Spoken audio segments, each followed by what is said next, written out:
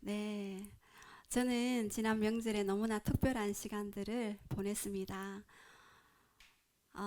진짜 그 하나님의 음성을 듣는 것이 얼마나 중요하고 얼마나 파워풀한 일인지를 또 더 깨닫는 시간이 되었습니다. 만약에 하나님의 음성을 듣지 못했다면 저는 수많은 시행착오를 겪었고 또 제가 사역을 하지만 많은 영혼들을 또 오해할 뻔한 그런 일들이 또 많지 않았나 그런 생각을 해봤습니다. 많은 영혼들이 이런 영의 원리를 몰라서 또 하나님을 제대로 알지 못해서 또 고통당하고 또 방황하며 또한 쓰러지고 있구나를 알게 되었습니다. 그래서 지금 마지막 시대를 달려가고 있는 이 시대 가운데 우리가 하나님과 더 깊이 연결되어지고 하나님의 그 사랑과 권능과 그 품 안에서 내 자신이 누구인지를 발견하며 그리고 그 안에서 넘치는 그 기쁨과 사랑으로 이렇게 준비되어져야 되겠다라는 그런 마음을 가지게 되었습니다. 지난 주에 어떤 그 청년을 만났는데 그 청년이 그런 얘기를 했어요. 그 어머니가 좀 힘든 상황 가운데 있었고, 그래서 이제 또 그 청년도 힘든 그런 가운데 있었습니다. 그래서 어둠에 이제 사로잡히게 되었는데 급하게 이제 준비해서 좀 와달라고 그렇게 이야기를 했습니다. 그런데 택시를 타고 와달라고 했는데 그 우리 따님과 예, 전도사님과 함께 그 길을 가는데 그 차 안에서 그렇게 성령님께 물었어요. 주님 어떻게 해야 합니까? 라고 그렇게 했을 때 주님이 그렇게 말씀하시더라고요. 그냥 안아주라고 그렇게 말씀을 하셨어요. 그래서 그때부터 눈물이 막 흐르기 시작하더라고요. 그 아이가 받았던 그 고통과 그리고 그 어둠 가운데 역사하는 그 영에 사로잡혀서 자기 스스로는 빠져나올 수 없는 그 덫과 올무에 걸려 서 있는 그 청년을 생각하면서 그 하나님의 마음을 막 부어주시는데 그것이 진짜 하나님이 흘리시는 눈물이구나를 알게 되었습니다. 그래서 이제 가서 모두 나가라 하고 그냥 안아줬어요. 근데 앉는 순간 뭔가 하나님의 임재가 하늘로부터 내려오고 그리고 뭔가 성령님이 역사하는 것들이 이렇게 느껴졌습니다. 그리고 또 많은 일들이 있었지만 뭐 이 자리에서 말씀드리기는 그렇고 아무튼 성경에 있었던 일들이 있게 되었습니다. 그래서 하나님의 그 음성을 듣는 것이 정말 중요하다. 예, 그리고 어떤 또 청년 한 명을 만났는데 한 1분, 한 2분 정도 대화를 하는데 갑자기 성령님이 제 안에 임하시는 거예요. 그리고 그 청년에 대해서 이렇게 이야기를 하는 거예요. 그 청년이 이제 청소년 때 다니다가 좀 이렇게 여의치 않아서 못 다니고 있었는데 근데 그 안에 보니까 하나님이 계시는 거예요. 그래서 저도 모르게 이 안에 하나님이 계시구나. 너가 다른 사람들은 다 너가 하나님을 믿지 않는다고 얘기할지라도 너는 하나님 앞에 많은 기도를 했었고 그리고 응답을 받았다 라고 얘기하는데 제 안에서 막 그 끓어오르는 그 사랑 하나님의 사랑이 막 올라오더라고요. 그러니까 그 청년이 맞다 그러더라고요. 그러면서 이제 그 청년과 대화를 잠깐 이렇게 나누었습니다. 사람이 보는 시선과 하나님이 보는 시선은 너무나 다른 것이구나. 근데 하나님은 그 마음으로 하나님 앞에 드렸던 그 작은 그 기도조차도 그 하나님은 듣고 응답하시고 그리고 이 땅에 그를 위하여 예, 조금 전에도 기도 속에서 나는 선한 목자라 나는 양을 위해서 목숨을 버리노라.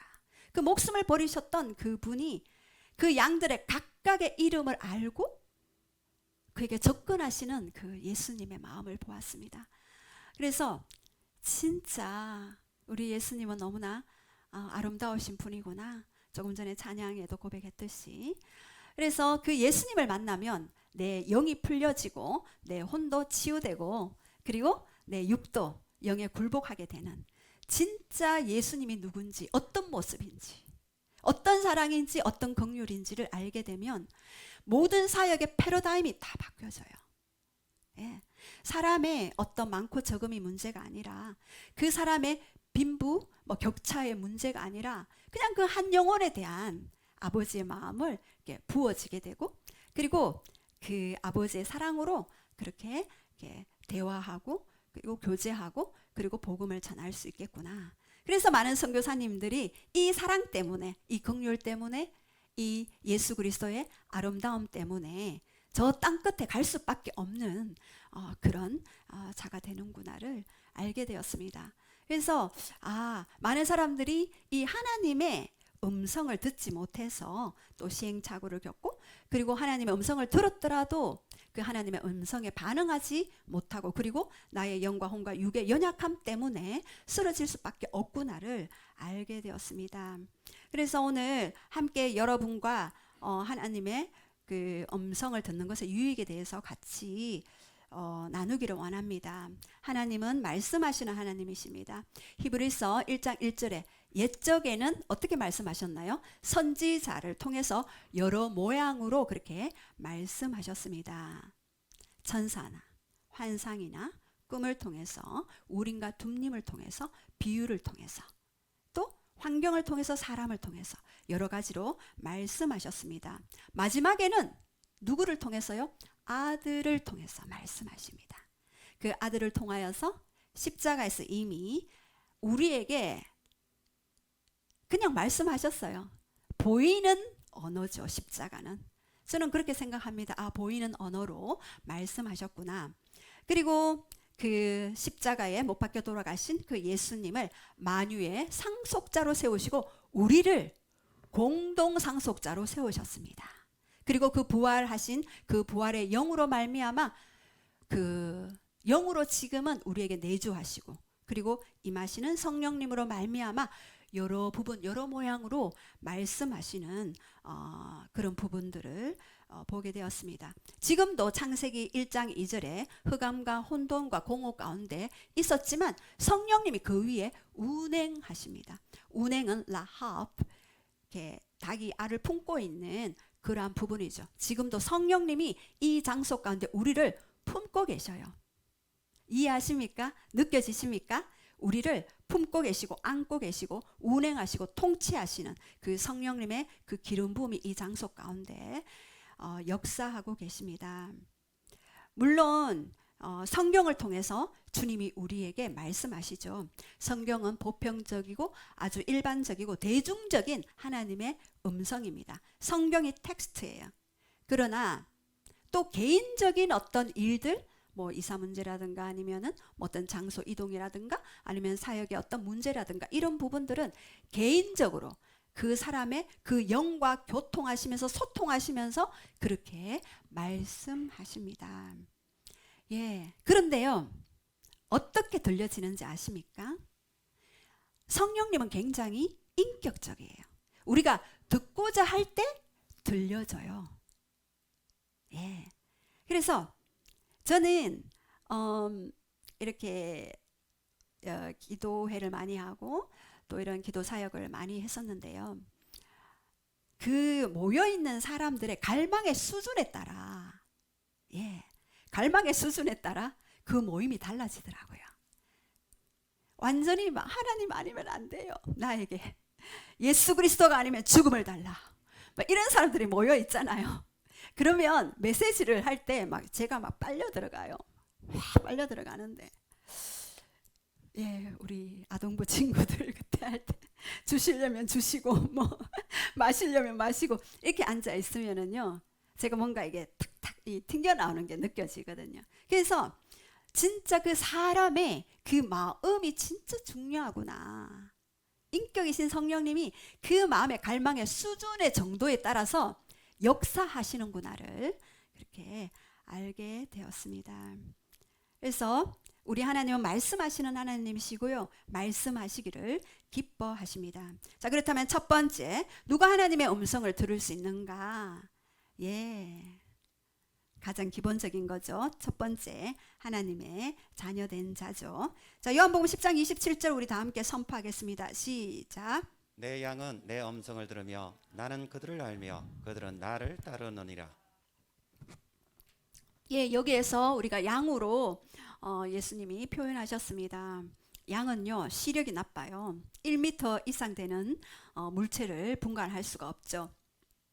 그리고 잘 속아요, 양들은. 그래서 그 양의 그 목자의 음성을 들어야만 해요. 예, 귀가 예, 연약하기 때문에 잘 속아 넘어갑니다. 그리고 잘 넘어지죠. 그래서 야생 개들은요, 이 넘어진 양을 타켓으로 잡아요. 여러분 호랑이 혹시 보셨나요? 아, 대호 보셨나요? 제가 그 영화를 보고 굉장히 충격을 받았거든요. 그 영화에 그 최민식이라는 그 인물이 나오고 그 아들이 나오죠. 그래서 그 호랑이를 잡기 위해서 일본에 있는 많은 순사들이 풀어지고, 그래서 호랑이 이제 사냥이 시작되죠. 최민식 아들은 이제 청소년이었고, 이제 돈을 벌기 위해서 나는 호랑이 사냥꾼으로 가겠다라고 이야기하죠. 그래서 이제 호랑이 사냥을 하게 되고, 그리고 그 호랑이를 잡는데 호랑이가 이제 나타나는 거예요. 대호가 나타난 거예요. 그래서 이 최민식 아들이죠. 아버지의 반대도 무릅쓰고요. 이제 호랑이 그 사냥에 나갔는데 총을 들었는데 호랑이가 바로 앞에 있어도 덜덜덜 떨리니까 이 쏘지를 못하는 거예요. 그래서 호랑이가 그 발로 탁 이 총을 이렇게 탁 치면서 총이 날아가 버려요. 그리고 그 아이는 너무너무나 놀라고 두렵고, 그래서 넘어져서 앉아있는 그 순간에 호랑이는 다른 사람들을 다 죽여버려요. 그리고 이 아이는 지금 부상이 당했어요. 넘어졌어요. 부상당해서 넘어졌어요. 밤이 되었어요. 이리떼들이 습격을 해가 오는 거예요. 이리가 어떤 피를 좋아하는 줄 아십니까? 살아있는 피를 좋아해요. 부상당해서 넘어져 있는 이 최민식 아들을 끌고 가요.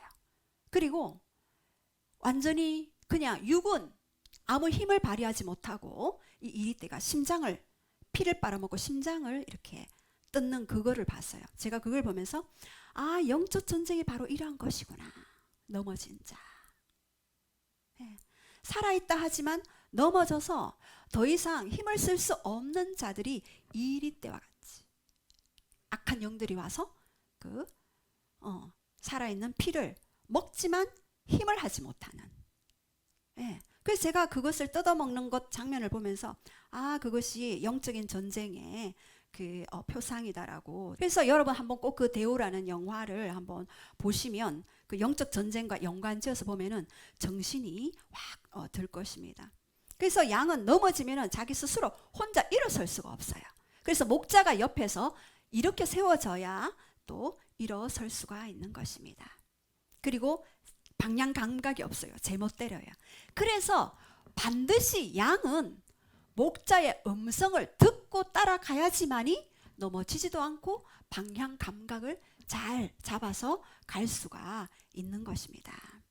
자, 이렇게 내 양이라 그랬어요. 우리는 예수 그리스도로 말미암아 예수님의 양이 되었어요. 그래서 이제는 목자 대신 그 주님의 음성을 따라가야 하는 것입니다. 그래서 하나님의 자녀된 자는 모두가 하나님의 음성을 듣고 있어요. 여러분이 직접적이든 간접적이든 하나님의 음성을 듣고 이 자리에 오신 거예요. 누군가 전도를 했던, 누군가 한번 올래라고 얘기를 했던, 그것은 하나님의 음성이고 하나님의 부르심입니다. 예. 그래서 그것이 하나님이 말씀하셨구나를 아셨으면 좋겠어요. 그리고 하나님의 자녀된 자들뿐만 아니라 하나님께서 정하신 자들이 있습니다. 첫 번째 고레스 왕이죠. 역대하 36장 22절에서 23절로 보면은요. 바사 왕 고레스 원년에 여호와께서 예레미야의 그 입에 하신 말씀을 응하게 하시려고, 그리고 이스라엘 백성들에게 다시 포로로 귀환해서 예루살렘에 그 성전을 다시 재건해라 라고 그렇게 명령했어요. 허락했습니다. 바사, 페르시아 제국이죠. 고레스 왕, 예, 이방 왕이죠. 이방 왕에게도 주님이 감동을 주셔서 그렇게 일하시는 것들을 볼 수 있습니다. 그리고 두 번째, 애굽 왕 바로에게도 하나님은 말씀하셔요. 창세기 12장 17절에 BC 2091년도죠. 그 아브라함이 기근이 들어서 그 애굽 땅에 갔을 때에 사라를 아내라고 얘기하면 사라가 너무 아리따웠었나 봐요. 그래서 누이라고 하면 자기를 해치지 않을 것 같아서 누이라고 해라라고 그렇게 이야기를 했죠. 근데 이 애굽 왕 바로가 그 누이의 아름다움을 보고 어떻게 했나요? 예, 취하려고 했을 때에 하나님이 재앙을 내렸어요. 재앙이라는 어떤 환경을 내려서 주님은 말씀하셨습니다. 그리고 아비멜렉, 창세기 20장 3절에 보면은 아비멜렉이 나오죠. 20년 후에 또다시 기근이 들었어요. 여러분, 하나님이 지시하는 땅 가나안에 가라고 하는데 왜 기근이 들까요? 예, 우리가 약속의 그 어떤 땅에 갈지라도 우리에게는 어려움이 있을 수가 있어요. 이런 기근들이 올 수가 있어요. 그러나 그곳에서도 여전히 주님과 연결되어서 주님의 음성을 들으며 그분을 따라가는 것 중요합니다. 그 여기 에비멜렉도 그 아브라함의 그 사라를 이렇게 안으려고 이렇게 했다가 밤에 꿈에 이제 하나님이 나타나셔서 그렇게 말씀하셨죠. 이렇게 네가 취한 이 여인으로 말미암아 죽으리라라고 얘기했던 그 아비멜렉이 하나님의 음성을 듣고 이제 사라를 내어 보내주는 그런 장면들이 나옵니다. 이렇게 하나님의 자녀뿐만 아니라 하나님이 말씀하시고자 하는 이방 사람을 통하여서도 하나님은 말씀하셔요. 저는요, 제가 믿음이 이렇게 있었지만 저희 사부님은 저보다 늦게 예수님을 알게 되었고 이제 좀 부르심 안에 좀 들어오고 계시는데요. 제가 어느 날 사부님의 입술을 통하여서 하나님의 음성이 너무나도 많이 들려지는 거예요. 제가 깜짝 놀랐어요. 저는 저만 하나님의 음성을 듣는 줄 알았거든요. 그래서 제가 저의 그 교만이 완전히 무너졌어요. 고정관념이 완전히 무너졌어요. 예. 그래서 어디를 가라 했을 때도 나는 육은 가기 싫었어요. 근데 사부님이 가자 했을 때 그곳에는 뭔가 하나님이 예비하신 어떤 일들이 준비되어져 있고, 예. 그래서 하나님은 나의 고정관념으로 인해서 내가 듣고 싶어하는 것만 들어서 이 믿음이 이렇게 아직 세워지지 않는 그때는 교회도 다니지 않았던 그런 때도 있었는데 그때에도 말씀하시는 그 사부님의 입술을 통해서 말씀하시는 그것들을 보게 되었어요. 그래서 저는 불신자라 할지라도 그 말을 할 때에 잘 들어요. 믿음이 연약하다 할지라도 저는 잘 들어요. 그것이 하나님의 음성일 수도 있지 않습니까? 그래서 24시간 우리의 영적 채널과 혼적 지정의의 모든 채널과 육적인 감각 모든 채널들을 하나님께 고정시켜야지만이 그 음성을 들을 수가 있는 것입니다. 자, 그리고 하나님의 음성 듣는 것의 유익 두 번째, 하나님의 성품을 알면은요, 여러분 쉽게 들려질 수 있어요. 우리 창세기 4장 말씀 우리 한번 선포할까요? 교독하시겠습니다. 시작. 아벨은 자기도 양의 첫 새끼와 그 기름으로 드렸더니 여호와께서 아벨과 그의 제물은 받으셨으나 가인과 그의 제물은 받지 아니하신지라. 가인이 몹시 분하여 안색이 하나니 여호와께서 가인에게 이르시되 내가 분하여 함은 어찌 됨이며 안색이 변함은 어찌 됨이냐. 내가 선을 행하면 어찌 낯을 들지 못하겠느냐. 선을 행하지 아니하면 죄가 문에 엎드려 있느니라. 죄가 너를 원하나 너는 죄를 다스릴지리라. 가인이 그의 아우 아벨에게 말하고 그들이 들에 있을 때에 가인이 그의 아우 아벨을 쳐 죽이니라. 여호와께서 가인에게 이르시되 내 아우 아벨이 어디 있느냐. 그가 이르되 내가 알지 못하나이다. 내가 내 아우를 지키는 자니이까. 이르시되 내가 무엇을 하였느냐. 내 아우의 핏소리가 땅에서부터 내게 호소하느니라. 땅이 그 입을 벌려 내 손에서부터 내 아우의 피를 받았은즉 내가 땅에서 저주를 받으리니 내가 밭을 갈아도 땅이 다시는 그 효력을 내게 주지 아니할 것이요 너는 땅에서 피하며 유리한 자가 되리라. 가인이 여호와께 아뢰되 내 죄벌이 지기가 너무 무거우니이다. 주께서 오늘 이 지면에서 나를 쫓아내시온즉 내가 주의 낯을 배웁지 못하리니 내가 땅에서 피하며 유리하는 자가 될지라 물은 나를 만한 자마다 나를 죽이겠나이다. 여호와께서 그에게 이르시되 그렇지 아니하다. 가인을 죽이는 자는 벌을 7배나 받으리라 하시고 가인에게 표를 주사 그를 만나는 모든 사람에게 죽임을 면하게 하시니라. 예, 아멘. 여러분, 만약에 여러분이 같이 예배를 드리잖아요. 근데 하나님이 옆에 있는 이 지체의 예배는 받는데 나의 예배는 받아주지 않았어요. 여러분, 어떤 마음이 들까요? 죽여야죠. 네, 맞아. 네, 솔직하게 잘 말해주셔서 감사합니다. 네, 그 가인의 마음이 이해가 되겠죠. 똑같이 예배를 드렸지만 가인의 예배는 받지 않고 아벨의 예배는 받지 않았습니다. 그런데 히브리서 11장 4절 말씀에는 그렇게 얘기하죠. 믿음으로 아벨은 가인보다 더 나은 제사를 드렸다라고 얘기했어요. 아벨은 동물의 피로 제사를 드렸죠. 저는 이 믿음이라는 게 물론 우리가 곡식으로 예배를 드리는 율법 시대에는 그런 부분들도 있었지만 이 아벨은요, 그 하나님의 그 어떤 마음을 알았을 것 같아요. 왜요? 레위기 17장 11절에 보면은 육체의 생명은 피에 있거든요. 피가 죄를 속한다 그랬거든요. 그래서 아벨은 이 사실을 아담과 하와에게 누차 들었을 것 같아요. 예, 누차. 왜요? 아담과 하와가 죄를 지었을 때 그 나뭇잎으로 옷을 해 입지 않았습니까? 근데 하나님이 그 동물 가죽, 피를 흘려서 동물 가죽으로 옷을 입히셨죠. 그래서 이 가인과 아벨은 그 엄마 아버지의 이야기를 듣고 자랐을 것 같아요. 그런데 아벨은 피다. 이 피가 죄를 속한다. 그래서 동물 제사를 드렸던 것 같아요. 자, 그런데 여러분 보십시오.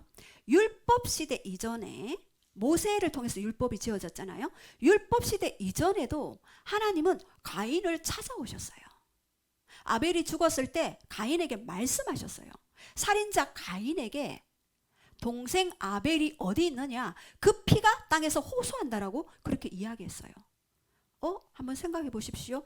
율법 시대 이전에도 하나님은 가인에게 아벨에게 말씀하셨구나를 알 수 있습니다. 범죄한 아담을 찾아오셨듯이 범죄한 가인을 찾아오셨죠. 그리고 범죄한 아담에게 가죽옷을 입혀주셨듯이 범죄한 가인에게 어떻게 하셨나요? 이제 너는 땅에 유리하는 자가 될 것이고 이제 그 땅에서 쫓아내버렸죠. 그랬을 때 가인이 불안하고 고통했죠. 나를 만나는 자가 나를 죽일까 하노라. 너무 힘듭니다. 하나님이라고 이야기했을 때 하나님은 말씀하셨어요. 가인에게 표를 주시고 죽음을 면하게 하셨죠. 예. 저는 이 죽음의 표가 범죄한 아담에게 입힌 가죽옷이었구나를 묵상하면서 알게 되었어요. 그러면서 하나님은 이 가인에게 말씀하시고 그에게 그 표도 주시고 그렇게 하셨죠. 자, 그런데 하나님이 그렇다면 가인에게 말씀하셨는데 선지자를 통해서 말씀하신 시점은 언제일까요? 이것이 다 인간이 원하지 않아서 하나님이 직접 말씀하시고 싶었는데 선지자를 통해서 말씀하게 되는 계기가 되었습니다. 모세가 출애굽기 19장에 보면 모세가 시내산에서 십계명을 받고 선포하죠. 그때 뭇배성이 우레와 번개와 나팔 소리가 그 산에 강림하니까 그 이스라엘 백성들이 벌벌벌 떨었어요. 하나님이 우리에게 말씀하지 말아 달라 하게 해주세요. 모세, 당신이 나에게 하나님의 음성을 듣고 전달해 주세요 라고 그렇게 출애굽기 19장에 보면은 나옵니다. 저는 참 안타까웠습니다. 이 시점부터 하나님은 직접 말씀하시지 않고 선지자들을 통해서 말씀하셨구나를 알게 되었습니다. 이스라엘이 거부했기 때문에 하나님은 그 음성을 선지자를 통해서 말씀하셨어요. 그래서 우리가 거부하면은요, 하나님은 더 이상 말씀하시지 못하고 우리가 NO 하면은요, 하나님이 일하시지 못하는구나를 알게 되었어요. 제가 예전에 신학교 갈 때에 이제 신학생들을 많이 상담하고 또 지유사역하고 기도 모임도 했었어요. 어쨌든 그때부터 이제 사역이 이제 시작이 되었는데, 어떤 그 사역자 한 분이 그렇게 오셨어요. 근데 본인은 사역을 하고 싶지 않다 그랬어요. 그게 왜요 했을 때 자기는 어떤 세상에 나가서 일을 하는 게 더 좋대요. 그래서 아, 그렇냐고 그랬는데, 이분이 꿈을 꿨는데 하나님이 열쇠를 주셨는데 그 열쇠를 받고는 그냥 바위 위에 두고 돌아서서 나왔대요. 그래서 어떻게 해야 됩니까? 묻더라고요, 저한테. 그래서 제가 얘기했죠. 하나님이 사명을 주셨지만 당신이 노하면 그것을 할 수 없다. 하나님이 인격적이시다. 그래서 기도하면서 그냥 자유롭게 결정하세요. 예. 그러나 그 열쇠를 주셨다는 것은 분명히 하나님의 그 일을 할 때에 당신에게 더 기쁨이 올 것입니다라고 그렇게 제가 상담을 해준 일이 있었습니다. 이렇게 하나님은 우리가 거부할 때 더 이상 그 일을 하지 않아요. 그러나 다른 길로 가도 하나님은 여전히 어떻게 할까요? 막 안 좋게 할까요? 아니에요. 그거는 속임이에요. 그 일을 통하여서도 하나님은 여전히 그와 함께 하시고 그를 축복하기를 원하셔요. 예. 근데 우리 한국의 사고가 이렇게 너무 경직되어 있고 고정화되어 있어서 하나님을 오해하는 일들이 많이 있습니다. 자, 그리고 오늘 그 말씀을 통해서 그 가인이 죄를 범했을 때 죄와 땅과의 관계는 어떻게 됐나요? 땅이 네 손에서 아우의 피를 받았고 땅은 너로 인해 저주를 받았다. 땅은, 여러분 이 말씀 보면서 뭔가 생각나는 말씀이 없습니까? 창세기 때도 아담과 하와가 범죄함으로 말미암아 땅은 너로 말미암아 저주를 받았다. 그래서 가시 엉겅퀴를 낸다라고 이야기했습니다. 땅과 그 피조물, 사람과의 그 관계는요, 밀접하게 관계가 있습니다. 그래서 이 죄는 이 땅도 그 저주에 참여하도록 하는 그러한 원리가 형성이 되어 있어요. 예. 그래서 그런데 하나님은 그 가인에게 이야기했죠. 네가 밭을 갈아도 땅에 효력을 내지 못한다. 효력을 내지 못한대요. 그리고 땅에서 피하여 유리하는 자가 될 것이다 라고 그렇게 가인에게 말씀하셨어요. 그래서 이 죄와 땅과의 관계도 밀접하게 연결이 되어 있고 그런 어떤 영의 원리가 흐르고 있어요. 예. 그래서 가인이 나중에 14절에 고백을 하죠. 나를 쫓아내시온즉 내가 주의 낯을 배웁지 못하리니 내가 땅에서 피하여 유리하는 자가 될지라. 물은 나를 만나는 자마다 나를 죽이겠나이다 라고 했을 때 하나님이 표를 주시면서 이 표를 너가 가지고 있으면 아무도 너를 해치지 못한다라고 그렇게 말씀하셨습니다. 여기서 우리는 하나님의 성품을 보게 되죠. 어떤 성품입니까?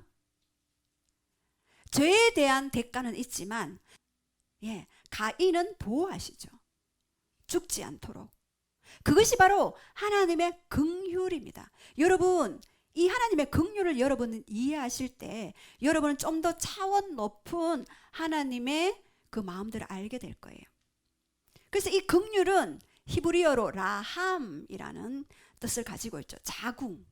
그러니까 엄마가 그 아들을 그 자궁에 잉태하듯이, 여러분 그 자궁에 있는 아이를 임신했을 때 얼마나 그 아이가 소중하고 존귀하고 그리고 그 아이에 대한 마음이 많습니까? 그죠? 영어로는 mercy, compassion이라는 그런 단어를 사용하죠. 가엾게 여기는 마음입니다. 깊은 공감이라는 마음입니다. 하나님은 창조주이시죠. 어떻게 보면 우리 한 사람 없어져도 하나님은 살아가실 것 같아요. 그러나 우리 한 사람이 없다면 하나님은 그분 자신도 없다라고 말씀하십니다. 제가 그 마음을 알았기 때문에 제가 많은 사람들이 그 얘기를 해요. 아, 목사님은 한 사람 그렇게 뭐 사역할 때 2시간, 3시간 막 그렇게 사역하면 지치지 않느냐고 이렇게 말씀하시거든요. 저는 지치지 않아요. 그냥 그분의 마음이 그냥 느껴져서 그분의 마음과 같이 그냥 하나님께 그 마음을 같이 드리는 거예요. 그리고 어둠이 있으면 쫓아주고. 예. 그래서 이 라함이라는 단어는요, 젖먹이를 향한 어머니의 마음입니다. 그 긍휼이 있었기에 우리가 오늘 이 자리에 여기까지 오게 되었죠. 자, 그리고 두 번째 하나님의 성품을 알면은요, 더 자유롭게 됩니다. 여러분, 하나님의 성품을 알게 되면은요, 여러분에게 초자연적인 자유가 임하게 됩니다. 마태복음 20장 1절에서 15절 말씀은 제가 좀 이야기가 좀 길 것 같아서 적지는 않았지만 여기서 품꾼이 나와요. 그리고 포도원이 나오고 그리고 집주인이 나오죠. 그래서 이제 포도원의 그 주인이 품꾼을 데리고 이제 일을 시키려고 그 장터에 나가죠. 거기서 이제 제1시라고 나오죠. 제1시는 6시예요. 그 이스라엘 그 시간은 플러스 6으로 하면 되거든요. 제1시는 6시, 제3시는 플러스 6 하면 몇 시죠? 제9시가 되는 거죠. 이렇게 제1시 새벽 6시에 갔는데 건장한 이 청년들이 있었어요. 그 사람들이 있었어요. 데리고 왔어요. 근데 또 제3시가 되니까 9시에 또 장터에 또 갔어요. 그러니까 또 사람들이 있는 거예요. 그래서 또 왔어요. 그들과 얘기할 때는 한 데나리온을 약속했죠. 품샀을 한 데나리온은 하루에 그 사람들이 생활할 수 있는 생활비 정도라고 합니다. 그래서 이제 9시에도 가고 또 낮에 12시에도 갔어요. 그러니까 또 사람들이 또 있는 거예요. 그래서 또 데리고 왔어요. 그래서 또 갔는데 또 3시에 갔는데 또 있어. 그래서 또 데리고 갔어요. 일하세요. 그리고 오후 5시에 또 갔어요. 그래서 오후 5시에 갔는데 또 사람들이 있는 거예요. 그래서 왜 아직까지 있느냐 하니까 나는 내가 몸이 약해 보여서 사람들이 나를 뽑아가지를 않아요. 그래서 내가 여기에 있다라고 얘기하니까 그러면 내 밭에 와서 일하라고. 예, 그래서 그 품꾼을 데리고 와서 일을 시키게 되죠. 그리고 품삯을 지불할 때 제일 나중에 온 자들로부터 한 데나리온씩 주게 되죠. 그래서 이제 먼저 온 새벽 6시에 온 품꾼이 생각을 하죠. 제일 나중에 오후 5시에 온 사람도 1데나리온이니 나도 하루 종일 새벽부터 밤늦게까지 일을 했으니 나도 그거보다는 배로 주겠지라고 기대를 하고서 있었어요. 근데 똑같이 한 데나리온을 주는 거예요. 그래서 물었죠. 왜 나에게 저들은 제일 마지막에 오지 않았냐? 근데 왜 품삯이 똑같냐? 이렇게 얘기하니까 그 포도밭 집주인이 이야기했죠. 포도원의 주인이 이야기했죠. 내 것을 가지고 내가 일하는데 네가 악하다 하느냐? 내가 선함으로 네가 악하게 보느냐라고 그렇게 말씀하셨어요. 여러분은 주인은 왜 오후 5시에 그 품꾼들을 찾으러 장터에 갔을까요? 저는 이 말씀을 예전에도 한번 받아서 이것 때문에 제가 하나님에 대한 오해들이 영혼들을 향한 그런 오해들이 풀어졌거든요. 왜 오후 5시에 그 시각에 필요 없잖아요. 오후 5시에 와서 뭐 잠깐 뭐 쓸기나 하겠죠. 어떻게 일을 하겠어요? 왜 그 시간에 나갔을까요? 여러분 생각해 본 적 있으십니까? 일 때문에 부른 것이 아니라 품삯을 주기 위해 불렀다라는 그 감동을 저에게 주셨어요. 하나님은 이러신 분이구나.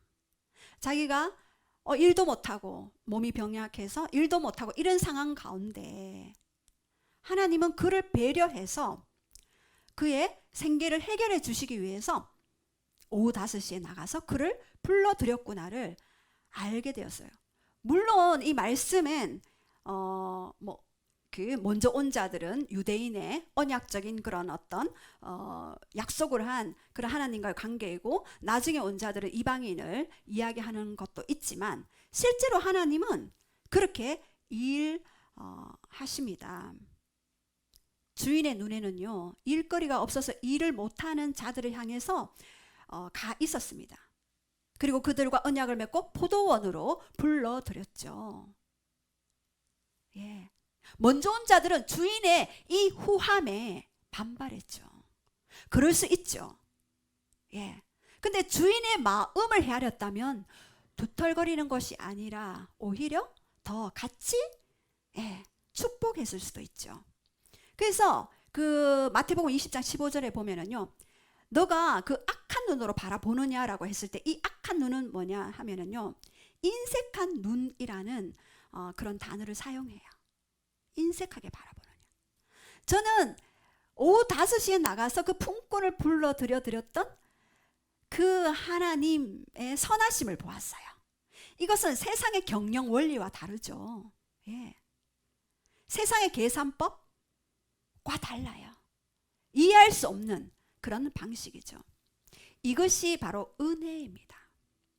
이 은혜는요, 행위로 받는 것이 아니라 자격으로 받는 것입니다. 돌아온 탕자도 행위가 잘 돼서, 잘해서 그렇게 대우받는 것이 아니라 아들이기 때문에 아들로서 받아들여지는, 이것이 양자의 영의 근원입니다. 그래서 우리 많은 한국인들은 뭔가를 자꾸 하려고 해요. 뭔가를 자꾸 해서 뭔가를 하면은 하나님 앞에 떳떳하고, 하지 못하고 내가 잘 못 살면은 이렇게 하나님 앞에 가지 못하는 이런 것들이 우리 안에 있습니다. 그것이 바로 사단이 뿌려놓고 간 죄의식과 수치심의 그 어떤 열매들이죠. 그래서 이 은혜는 하나님의 선하심으로부터 오게 됩니다. 이것이 바로 복음의 진수입니다. 받을 자격 없는 자에게 값없이 부어주셨던 그 십자가의 그 사랑이 바로 이러한 사랑입니다. 이것이 바로 하나님의 헌신이며 바로 죽음도 불사하는 하나님의 열심이었습니다. 만약에 여러분이 이 사실을 안다면요, 여러분이 설사 죄를 짓는다 할지라도 우리는 하나님의 품에 더 가까이 달려갈 수가 있습니다. 더 친밀한 관계 안으로 들어갈 수가 있는 것입니다. 그래서 마태복음 5장 45절에 보면은요, 이런 말씀이 있어요. 하나님은 그 해를, 태양 있죠, 그 태양을 악인과 선인에게 골고루 비춰주신다 했어요. 그리고 그 비를 의로운 자와 불의한 자에게 내려주심이라 그랬습니다. 자연을 통해서, 이것이 하나님의 공의죠. 하나님의 사랑이자 하나님의 공의라고 할 수 있어요. 예, 그것이 하나님의 질서입니다. 예. 그래서 우리가 생각하기에 악인들은 벼락 맞아서 그냥 뭐 폭풍을 쳐서 이렇게 죽었으면 좋은 게 우리의 마음이었잖아요. 근데 하나님은 자연을 통해서 그렇게 하나님의 인자심과 선하심을 드러내기를 표적으로 보여주셨습니다. 물론 사단이 그 부분을 이제 방해해서 여러 가지 뭐 해일도 일고 벼락도 치고 뭐 이렇게 하지만, 그래서 여러분이 이런 하나님의 기본적인 성품을 알 때에 여러분은요, 굉장히 자유하게 하나님 앞에 더 달려올 수가 있는 것입니다. 그리고 사역의 어떤 패턴들이 바뀌어지는 것들을 경험하고, 삶에 있어서도 사람을 대하는, 가족을 대하는, 불신 남편, 불신 자녀들을 대하는 여러분의 마음들이 풀어지는 것들을 경험할 수 있습니다. 예, 그리고 하나님의 음성을 듣는 것의 유익 세 번째, 영적 전쟁에서 필수인데요. 우리 사무엘하 5장 17절 말씀 우리 한번 선포하겠습니다. 시작. 이스라엘이 다윗에게 기름을 부어 이스라엘 왕으로 삼았다 함을 블레셋 사람들이 듣고, 블레셋 사람들이 다윗을 찾으러 다 올라오매 다윗이 듣고 요새로 나아가니라. 블레셋 사람들이 이미 이르러 르하임 골짜기에 가득한지라. 예. 사무엘하 5장 17절에 보면은요, 이제 다윗이 왕이 되었다는 것을 이제 알게 되었어요. 블레셋은 다윗이 소년 시절 때부터 대적이지 않습니까? 블레셋 군이 쳐들어왔어요. 자, 그리고 사무엘하 5장 17절에 그 이하로 보면은요, 다윗이 여호와께 묻는 장면이 나옵니다. 올라가리이까, 내 손에 붙이리이까라고 물었을 때 하나님은 다윗에게 이야기하죠. 올라가라. 내가 단정코 블레셋을 네 손에 붙이리라 라고 그렇게 말씀하셨고, 그리고 다윗이 바알 브리심에 이르러 저희를 치고 여호와께 물을 흩음같이 내 앞에서 대적을 흩으셨다라고 그렇게 말씀하셨어요. 자, 그런데 그래서 이제 블레셋 사람들이 우상을 버리고 돌아가게 되었고 다윗은 승리하게 되었죠. 자, 그런데 사무엘하 5장 22절에 도망갔던 블레셋 군인이 다시 쳐들어왔어요. 여러분, 이게 무엇을 상징하는 줄 압니까?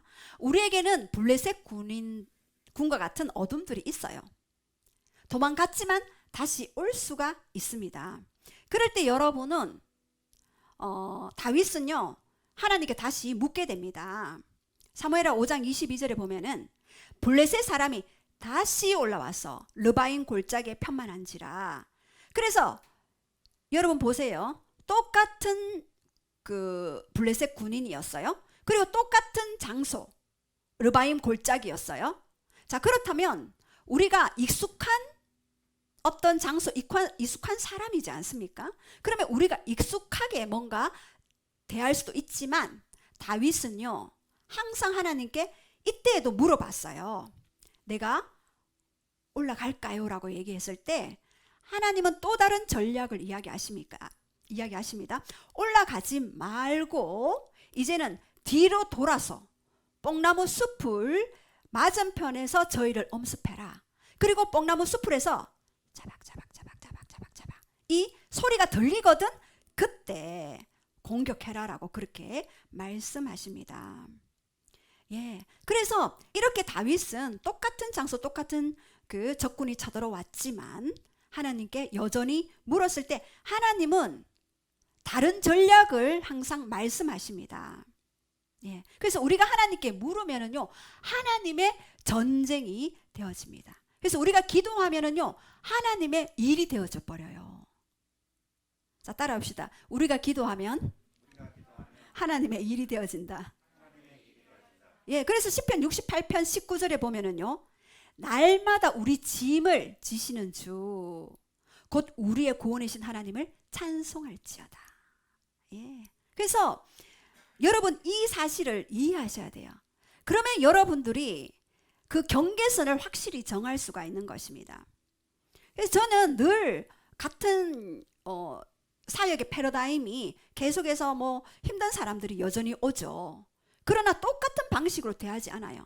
어떨 때는 축사가 먼저, 어떨 때는 치유가 먼저, 어떨 때는 예언이 먼저. 이렇게 하나님이 그 사람에게 맞는 방식으로 역사하셔요. 그러면 저는 제가 할 일은 하나님께 묻는 거죠. 하나님 무엇을 할까요? 이렇게 물으면은 그렇게 말씀드립니다. 예, 자, 그렇다면 여러분도 똑같은 어떤 삶의 방식이 있지만 항상 다윗과 같이 하나님께 묻는 자가 되기를 원합니다. 그렇게 했을 때 다윗이 어디를 가든지 이기게 하시는 역사가 있게 됩니다. 자, 그리고 하나님의 음성을 듣는가, 어떻게 듣는가. 자, 첫 번째, 예, 고정하라입니다. 여러분은 항상 하나님께 마음과 눈을 고정하셔야 합니다. 시편 25편 15절 말씀을 우리 한번 다 함께 선포하겠습니다. 시작. 내 눈이 항상 여호와를 바라보면 내 발을 그물에서 벗어나게 하실 것이미로다. 예, 여러분 인생에서 그물에 많이 걸려봤죠? 예, 저는 그물에 많이 걸려봤어요. 그래서 영의 원리를 알고 난 후에 왜 그물에 걸리는지도 알게 되었어요. 여러분이 하나님과 깊이 연결되지 않으면 그물에 걸리게 되어 있어요. 왜? 요한일서 5장 19절에 온 세상은 악한 잔에 처했기 때문에 그럴 수밖에 없어요. 그 NIV에 보면 My eyes are ever on the Lord, For only he will. 여기서 벗어나게 한다가 release를 사용해요. release. release가 뭡니까? 풀어진다, 자유케 된다 입니다. 예, 풀어진다, 자유케 된다. 내 발이 어디로부터요? From the snare. snare는 뭐냐면 올무예요. 올무에서 나는 풀어진다, 자유케 된다. 어떻게 하면은요? 항상 누구를 바라본다고요? 하나님을 바라볼 때 나는 그 올무에서, 그물에서 벗어난다. 이것이 바로 바라봄의 파워입니다. 자, 따라해봅시다. 바라봄의 파워. 예, 자꾸 좀 제가 질문을 해서 예, 바라봄의 파워입니다. 여러분, 바라볼 때 그 바라보는 대상을 닮아가게 되어 있어요. 예. 그래서 요즘 청소년들이 연예인들을 많이 바라보잖아요. 예. 그러면은 그 연예인이 했던 그 모든 것들을 따라가게 되어 있어요. 심지어 연예인이 자살을 했다. 그러면은 그 자살까지도 그대로 실행하는 친구들이 많이 있습니다. 예. 그래서 바라보는 거, 내 눈이 무엇을 바라보는 게 굉장히 중요합니다. 그래서 다윗은 항상 여호와를 뭐를 바라봤습니까? 아름다움을 바라봤죠. 하나님을 바라볼 때 하나님 안에 있는 나 자신이 누구인지를 볼 수 있게 돼요. 나의 정체성이 누구인지.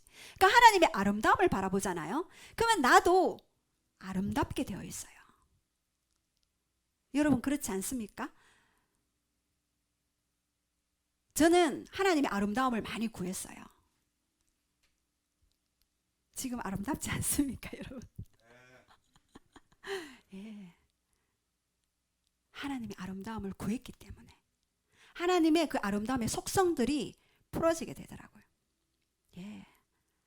그래서 바라보는 대상을 우리는 닮아가게 되어 있습니다. 그리고 나 자신이 발견되어질 뿐 아니라 그 사람 속에 있는 하나님의 아름다움을 발견하게 되어집니다.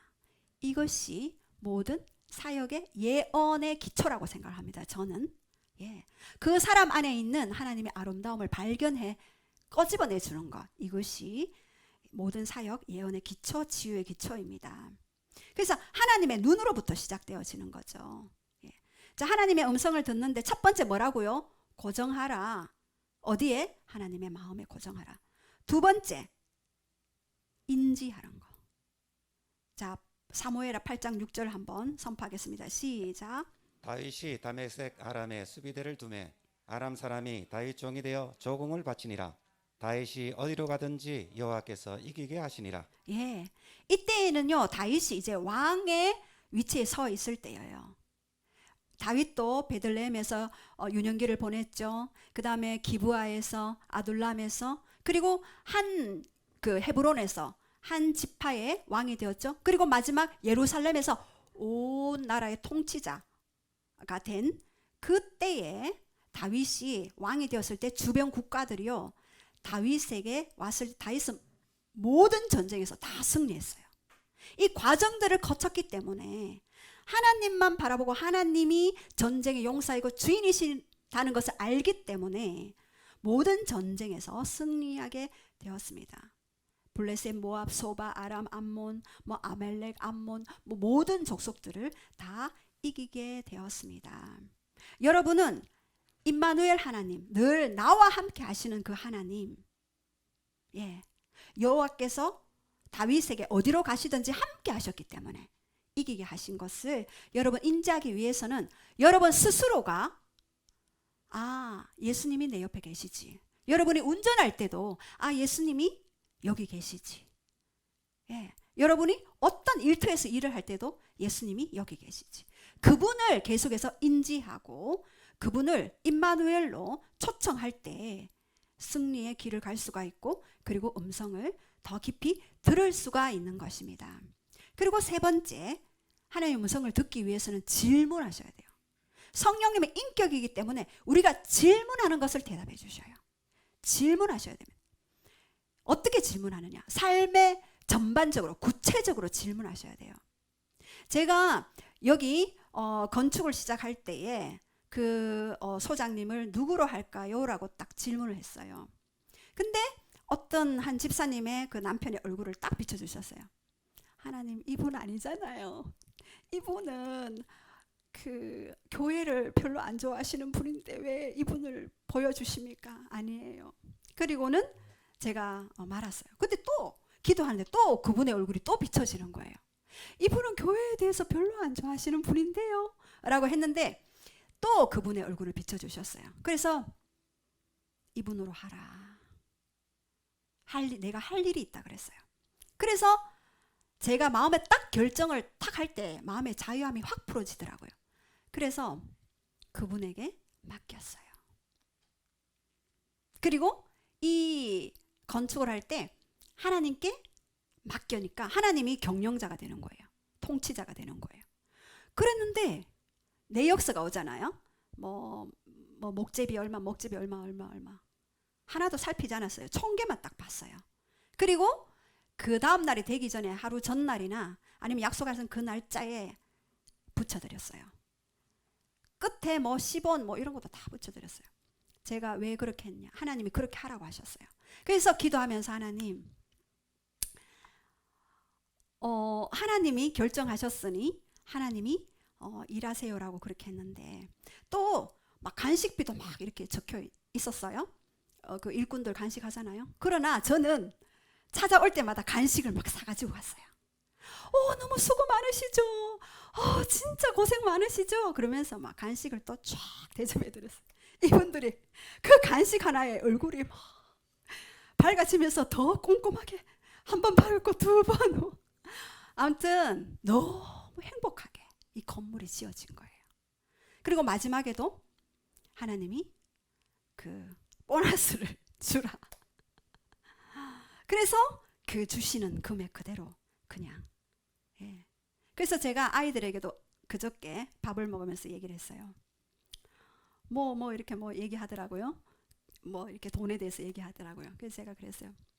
나는 나가는 거는 생각지 않는다. 애들이 눈이 동그랗게 쳐다보더라고요. 돈이 많은가? 이렇게 쳐다보더라고요. 아니, 나는 들어올 것만 생각해. 왜? 하나님은 공급자이시기 때문에 나갈 거 생각 안 해. 들어올 것만 생각해. 그러니까 너무 이 재정에 대한 자유함이 막 풀어지는 거예요. 예. 그래서 이렇게 우리가 하나님께 누구에게 구체적으로 할 건지 질문하는 여러분이 되기를 원합니다. 그리고 네 번째, 분별해야 되겠죠. 분별하라. 네 번째, 성경 말씀이 항상 위배되지 않도록 분별해야 돼요. 왜? 사단도 음성을 집어넣기 때문이죠. 왜? 우리 안에 또 고정관념이 있고 선입견이 있고 고집이 있어요. 저는 고정관념 짱이었어요. 고정관념은 고장관념이라고 제가 스스로 붙였어요. 제가 너무 편협한 생각들이 깊었거든요. 근데 하나님의 이 성품을 알고부터는 여러분, 우리는 3차원에 살잖아요. 그러면 우리의 시간과 공간을 직선으로 봐요. 근데 하나님은 4차원의 그 공간에 계시잖아요. 그러면 하나님은 입체적으로 봐요. 과거도 현재로, 미래도 현재로. 예. 그래서 하나님은 너무 쉬운 거예요. 예. 그래서 항상 우리는 분별해야 합니다. 성경 말씀으로 우리의 고정관념이 있기 때문에 분별을 해야 하는 것입니다. 그리고 다섯 번째, 마지막으로 순종하라. 바로 지금 기도하라, 바로 지금 전하라, 바로 지금 주라. 이렇게 바로 지금 뭔가 하나님이 하실 일이 있을 때는 바로바로 순종하셔야 돼요. 만약에 순종이 늦어지잖아요. 그러면 하나님은 기다리셔요. 그리고 더 이상 말씀하지 않고 기다려주세요. 그래서 순종하지 않으면 하나님은 더 이상 말씀해 주시지 않습니다. 근데 우리가 순종할수록 하나님과 더 친밀한 관계 가운데 들어갈 수가 있습니다. 더 많은 것을 가르쳐 주셔요. 그래서 저는 항상 겸손하려고 하고, 겸손은 나 자신을 보호하는 거거든요. 사단의 통로가 되지 않고. 그리고 순종은 하나님과 더 친밀한 관계 가운데 들어가기 때문에 순종하려고 합니다. 예, 그래서 오늘 우리 기도할 때 첫 번째, 하나님께 고정하라. 내 눈이 항상 여호와를 바라보면 내 발이 그물에서 벗어나게 하려 하심이라. 그래서 내 눈이 항상 여호와를 바라볼 수 있도록 그렇게 고정하셔야 합니다. 그리고 인지하라. 임마누엘로 옆에서 항상 내 옆에 계시지. 그래서 다윗이 어디로 가든지 여호와께서 함께 하심으로 이기게 하시는 것들을 봅니다. 그리고 항상 세 번째, 질문하라. 질문하는 자에게 말씀하셔요. 구체적으로 말씀해 주셔요. 삶의 전 분야에 질문해야 합니다. 그리고 분별해야 하겠죠. 항상 말씀으로. 성경 말씀에 위배되지 않도록 말씀으로 분별해야 합니다. 그리고 가장 중요한 거, 순종하라입니다. 바로 지금 우리에게 주시는 그 음성에 순종하며, 바로 지금 우리에게 가라 하는 그 곳에 가며, 바로 지금 우리에게 그 영혼을 위해 기도하라 하면 기도할 수 있는 우리가 되기를 원합니다. 그래서 오늘 좀 함께 그렇게 기도했으면 좋겠습니다.